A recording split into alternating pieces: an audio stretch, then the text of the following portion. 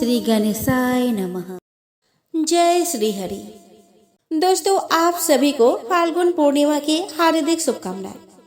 दोस्तों, आज के वीडियो में आप श्रवण करेंगे फाल्गुन पूर्णिमा की संपूर्ण व्रत कथा को। तो प्रेम से बोलिए, भगवान लक्ष्मी नारायण की जय, भगवान उमा महेश्वर की जय। चलिए, सबसे पहले आप श्रवण करें 32वें पूर्णिमासी की पावन व्रत कथा को। द्वापर युग में एक समय की बात है कि यशोदा जी ने कृष्ण जी से कहा कि हे कृष्ण, तुम सारे संसार के उत्पन्न करता, पोषण और उसका संहार करता हो। आज कोई ऐसा व्रत मुझसे कहो जिसके करने से मृत्यु लोक में स्त्रियों को विधवा होने का भय न रहे, तथा यह व्रत सभी मनुष्य की मनोकामनाएं पूर्ण करने वाला हो। श्री कृष्ण कहने लगे कि हे माता, तुमने अति सुंदर प्रश्न किया है। मैं तुमसे ऐसे ही व्रत को सविस्तार कहता हूँ। सौभाग्य की प्राप्ति के लिए स्त्रियों को 32 पूर्णिमाओं का व्रत करना चाहिए। इस व्रत को करने से स्त्रियों को सौभाग्य संपत्ति मिलती है। यह व्रत अचल सौभाग्य को देने वाला और भगवान शंकर के प्रति मनुष्य मात्र की भक्ति को बढ़ाने वाला है। यशोदा जी कहने लगी कि हे कृष्ण, सर्वप्रथम इस व्रत को मृत्युलोक में किसने किया था, इसके विषय में विस्तार पूर्वक मुझसे कहो। श्री कृष्ण जी कहने लगे कि इस भूमंडल पर एक अत्यंत प्रसिद्ध राजा, चंद्रहास से पालित अनेक प्रकार के रत्नों से परिपूर्ण कार्तिका नाम की एक नगरी थी।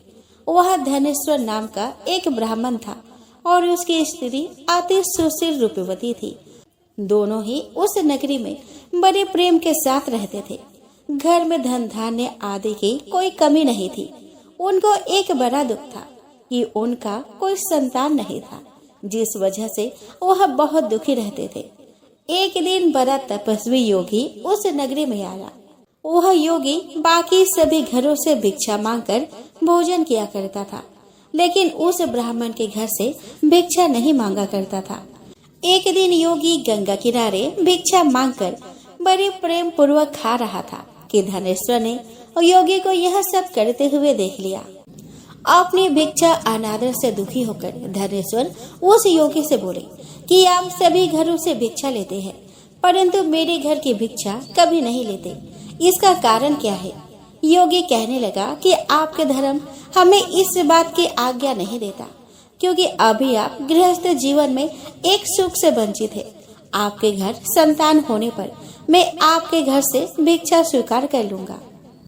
उन्होंने कहा कि जिसे संतान नहीं है उसके घर से भिक्षा लेने से मेरे भी पतित हो जाने का भय है। धनेश्वर यह सब बात सुनकर बहुत दुखी हुआ और हाथ जोड़कर योगी के पैरों पे गिर पड़ा तथा दुखी मन से कहने लगा कि आप मुझे संतान प्राप्ति के उपाय बताएं। आप सर्वज्ञ है, मुझ पर अवश्य ही यह कृपा कीजिए। धन की मेरे घर में कोई कमी नहीं है, लेकिन मैं संतान न होने के कारण अत्यंत दुखी हूँ। आप मेरे इस दुख का हरण कीजिए। यह सुनकर योगी कहने लगे कि तुम चंडी की आराधना करो। घर पहुंचकर उन्होंने यह सारी बात अपनी पत्नी को बताई और खुद वन में चला गया। वन में पहुंचकर उसने चंडी की आराधना की और उपवास किया। चंडी ने 16वें दिन उसके सपनों में दर्शन दिए और कहा कि हे धनेश्वर, जा, तेरा पुत्र होगा, लेकिन उसकी आयु सिर्फ 16 वर्ष होगी। 16 वर्ष की आयु में ही उसकी मृत्यु हो जाएगी। अगर तुम दोनों स्त्री और पुरुष 32 पूर्णिमाओं का व्रत करोगे तो वह दीर्घायु हो जाएगा। जितनी तुम्हारा सामर्थ्य हो उतने आटे के दिए जलाकर शिव जी का पूजन करना, लेकिन पूर्णिमासी 32 होनी चाहिए। सुबह होते ही तुम्हें इस स्थान के पास एक आम का पेड़ दिखाई देगा। उस पर चढ़कर एक फल तोड़कर अपने घर ले जाना। अपने स्त्री को इसके बारे में बताना। सुबह स्नान होने के बाद वह स्वच्छ होकर शंकर जी का ध्यान करके उस फल को खा ले। तब शंकर भगवान की कृपा से उसको गर्भ हो जाएगा। अब दूसरे दिन ब्राह्मण सुबह उठा और उसे उस स्थान पर एक आम का पेड़ दिखाई दिया। वह उस फल को तोड़ने के लिए चढ़ा, लेकिन वह पेड़ पर चढ़ नहीं पा रहा था। यह देखकर उसे बड़ी चिंता हुई। उसने भगवान गणेश की उपासना की और कहा कि हे दयानिधे, आपने भक्तों के विघ्नों का नाश करके उनके मंगल कार्य को करने वाले, दुष्ट का नाश करने वाले, रिद्धि सिद्धि देने वाले, आप मुझे इतना बल दे कि मैं अपनी मनोकामनाएं पूरी कर सकूं। इसके बाद वह पेड़ से फल तोड़कर अपने पत्नी के पास पहुंचा। उसकी पत्नी ने पति के कहे अनुसार इस फल को खा लिया और वह गर्भवती हो गई। देवी की कृपा से उसे बहुत सुंदर पुत्र पैदा हुआ। उसका नाम उन्होंने देवीदास रखा। माता पिता के हर्ष और शोक के साथ वह बालक बढ़ने लगा। भगवान की कृपा से बालक बहुत ही सुंदर था, सुशील और पढ़ाई लिखाई में भी बहुत ही निपुण था। दुर्गा जी के कथन अनुसार उसके माता ने 32 पूर्णमासी का व्रत रखा। जैसे ही 16वां वर्ष लगा, दोनों पति पत्नी बहुत दुखी हो गए, कहीं उनके पुत्र की मृत्यु ना हो जाए। उन्होंने सोचा कि अगर उनके सामने यह सब हुआ तो वह कैसे देख पाएंगे।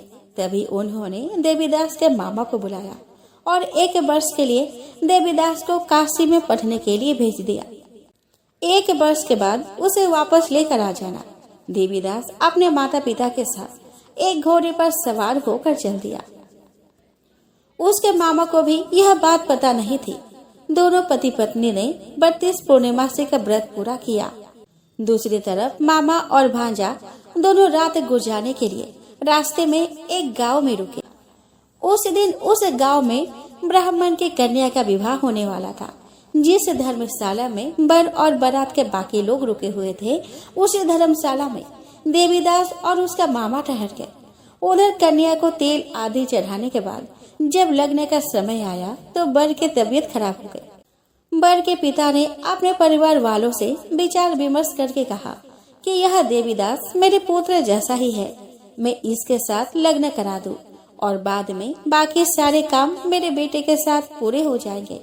ऐसे में कहने के बाद वर के पिता देवीदास को मांगने के लिए उसके मामा के पास गए और उन्हें सारी बात बताई। मामा ने कहा कि कन्यादान में जो कुछ भी मिलेगा वो हमें दे दिया जाए। वर के पिता ने बात स्वीकार कर ली। इसके बाद देवीदास का विवाह कन्या के साथ संपन्न हो गया। देवीदास बहुत परेशान था क्योंकि उसे पता था कि जो कुछ उसके साथ हुआ वह सही नहीं था।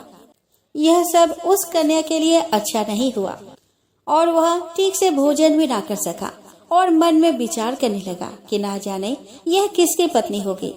यह सब सोचकर उसके आंखों में आंसू आ गए। तब वधू ने पूछा कि क्या बात है, आप उदास क्यों हो। तब उसने सारी बातें पत्नी को बता दी। तब कन्या कहने लगी कि यह ब्रह्म विवाह के विपरीत है। आप ही मेरे पति है, मैं आपकी ही पत्नी रहूंगी, किसी अन्य की कभी नहीं रहूंगी। तब देवीदास ने कहा कि ऐसा मत करिए क्योंकि मेरी आयु बहुत कम है, मेरे बाद आपका क्या होगा। लेकिन उसकी पत्नी नहीं मानी और बोली कि स्वामी आप भोजन कीजिए। दोनों रात में सोने के लिए चले गए।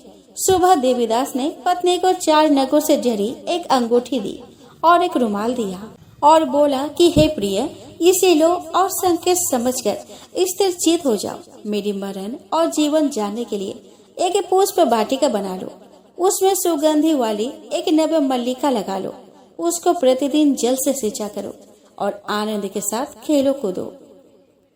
जिस समय और जिस दिन मेरा प्राणांत होगा उस दिन यह फूल सूख जाएंगे।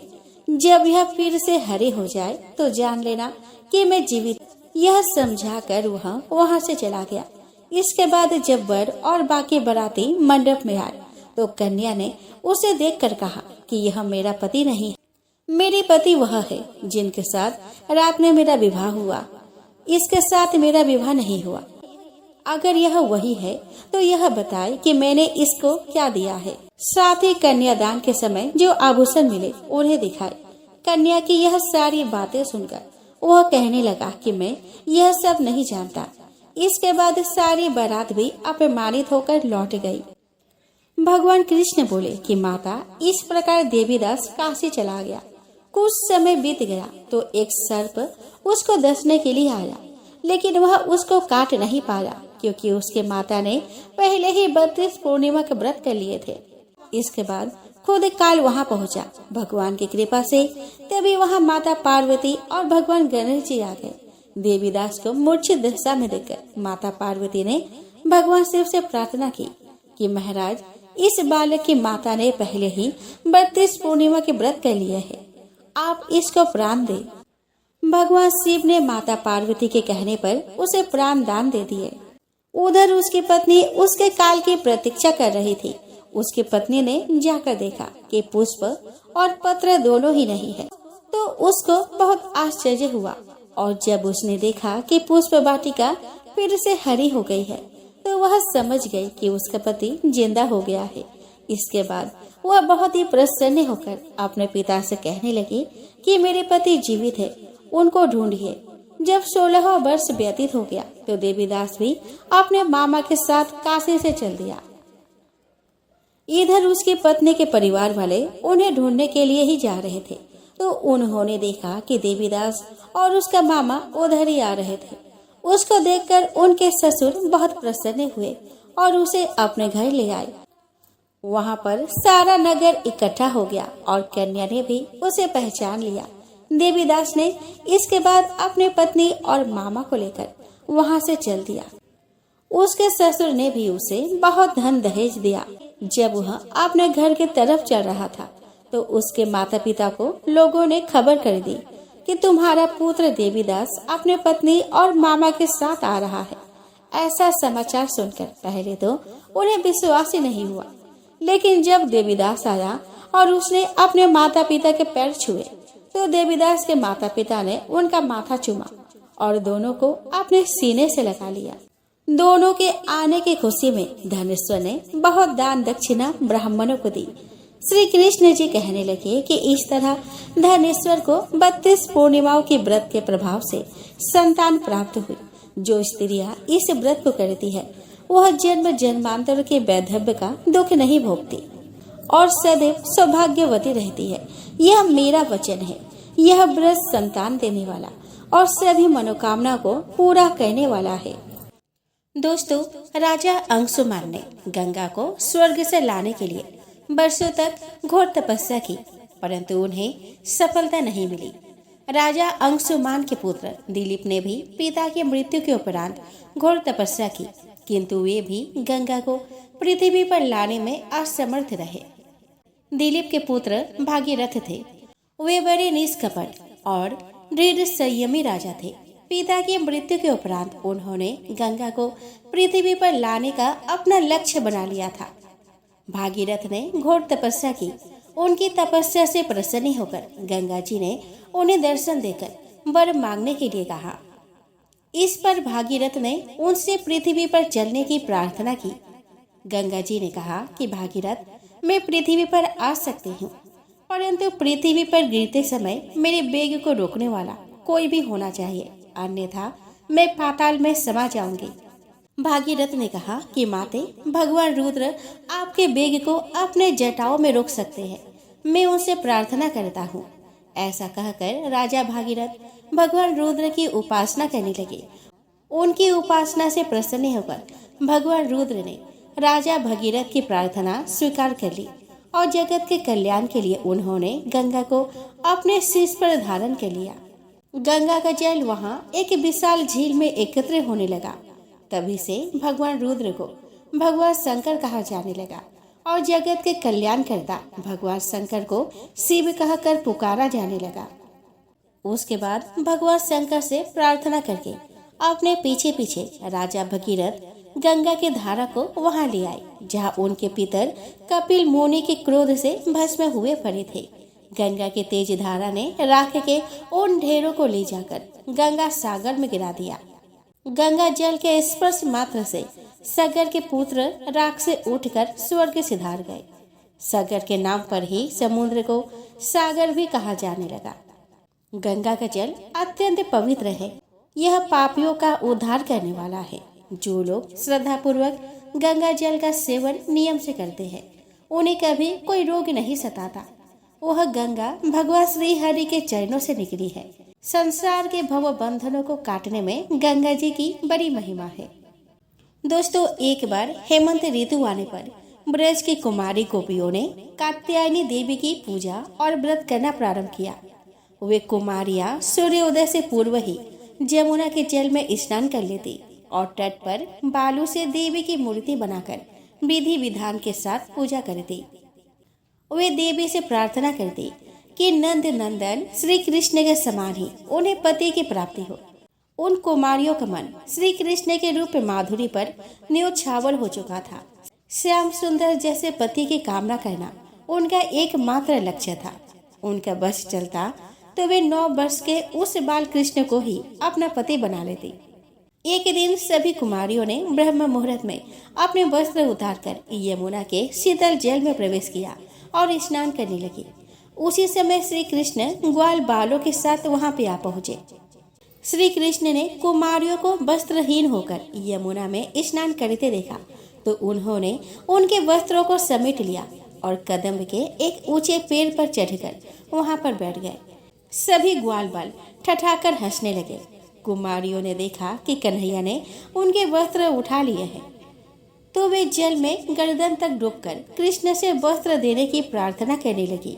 कृष्ण भी उनसे हंसकर कहने लगे कि वस्त्र चाहिए तो जल से बाहर आ जाओ और ले लो। अब भी नग्न शरीर से बाहर कैसे आती? कृष्ण ने उनसे फिर कहा कि तुम्हें लज्जा आ रही हो तो एक एक करके आ जाओ या फिर सभी साथ चली आओ। मुझे तुम्हारी वस्त्र देने में कोई आपत्ति नहीं है। भगवान श्री कृष्ण की मस्करी देखकर कुमारियां लज्जा से पानी पानी हो गई। उनका हृदय प्रेम से सरोवर हो गया। वे एक दूसरे को देख देख कर मुस्कुराने लगी। जल से बाहर वे नहीं आई। उन्होंने श्री कृष्ण से कहा कि प्यारे कान्हा, तुम ऐसी अनीति मत करो। हम जानती है कि तुम सारे ब्रज के लाडले हो, हमारे भी तुम प्रिय हो। हम यहाँ जल में बड़ी देर से ठिठुर रही है। तुम हमारे वस्त्र दे दो तो हम बाहर आ जाए। तुम जो कहोगे हम वही करेंगे। हम तो तुम्हारी दासी है। तुम तो धर्म की बात जानते हो। हमारे वस्त्र हमें दे दो, हमें तंग मत करो, नहीं तो हम नंद बाबा से तुम्हारी निंदा करेंगे। श्री कृष्ण ने कहा कि कुमारियों, तुम्हारी मुस्कान पवित्रता और प्रेम से भरी है। नंद बाबा से तुम जाकर क्या कहोगी कि तुम यमुना में नग्न होकर नहा रही थी? फिर देखना तुम्हें ही झाड़ पड़ेगी। यदि तुम मेरी आज्ञा मानती हो तो तुम्हें जल से बाहर आना ही होगा। अब उन कुमारियों के सामने कोई चारा नहीं था। वे शीत से ठिठुर रही थी। वे अपने गुप्त अंगों को अपने हाथों से ढककर बाहर आई और कृष्ण से अपने वस्त्र मांगने लगी। उनके शुद्ध भाव को देखकर कृष्ण अत्यंत प्रसन्न हुए। उन्होंने सारे वस्त्र अपने कंधे पर रख लिए और नीचे उतर आए। गोपियों के पास आकर वे बोले कि गोपियाँ, तुमने जो व्रत लिया है उसे अच्छी तरह निभाया है। इसमें जरा भी संदेह नहीं है, परंतु इस नग्न अवस्था में तुमने जल में स्नान किया। इससे जल के देवता वरुण जी और यमुना जी के प्रति तुमने बड़ा अपराध किया है। अतः जब तक तुम हाथ जोड़कर उनसे क्षमा नहीं मांगोगी तब तक तुम्हारा व्रत पूरा नहीं होगा। चलो क्षमा मांगो उनसे और अपने वस्त्र ले लो। भगवान श्री कृष्ण की बात सुनकर ब्रज कुमारियों ने समझा कि वास्तव में उनसे बड़ा भारी अपराध हुआ है जो वे वस्त्रहीन होकर स्नान करने यमुना में उतरी है। उन्होंने तभी हाथ जोड़कर यमुना मैया और वरुण देवता से क्षमा मांगी और श्री कृष्ण को भी प्रणाम किया। कृष्ण ने मुस्कुराकर उनके वस्त्र उन्हें लौटा दिए। गोपियों ने अपने वस्त्र पहन लिए, परंतु श्री कृष्ण ने उनके चित्त पर ऐसा सम्मोहन किया हुआ था कि वे एक पग भी वहां से नहीं हिल सकी। वे लजाकर कनखियों से उनकी ओर देखती रही। ग्वाल बाल भी चुपचाप उन्हें ही देख रहे थे। तब भगवान ने उनसे कहा कि प्रिय कुमारियों, मैं तुम्हारे मन की बात जानता हूँ कि तुमने यह व्रत क्यों किया था। जिनका मन और प्राण बिना किसी आवरण के मुझे समर्पित है, उनकी कामनाएं उन्हें सांसारिक भोगों की ओर ले जाती है। तुम्हारी मनोकामना अवश्य पूरी होगी। जाओ, अब तुम अपने अपने घरों को लौट जाओ। आने वाली शरद ऋतु में तुम सभी मेरे साथ रास रचाओगी। सतियों, इसी उद्देश्य से तो तुमने यह व्रत और कात्यायनी देवी की पूजा की थी। भगवान की यह आज्ञा पाकर वे कुमारियां न चाहते हुए भी अपने अपने घरों को चली गई। अब उनकी सारी कामनाएं जो पूर्ण हो गई थी। इसी प्रकार भगवान श्री कृष्ण प्रायः बलराम जी और ग्वालों के साथ वन में गौ चराते हुए बहुत दूर निकल जाते हैं